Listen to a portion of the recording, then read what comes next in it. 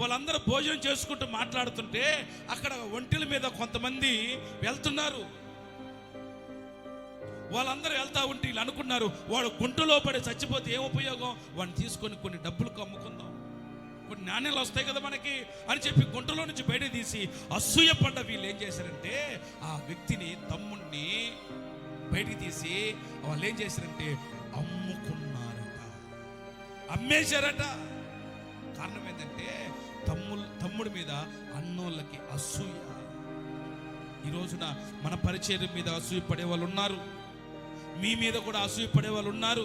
కానీ వాళ్ళ మీద మీరు ఎలాకుండా ఉంటే మీకు అసూయ, మీ మీద ఎంతమంది అయితే అసూయ పడుతున్నారో వాళ్ళందరి ముందే యోసేపును గొప్ప చేసినట్లుగా మనల్ని కూడా నా దేవుడు గొప్ప చేయబోతున్నాడు. అసూయ పడ్డా అవమానాలు మనకు ఎదురైనా మనం మాత్రం ఒకరి మీద అసూయ పడకుండా నిలబడటం ప్రారంభిస్తే నా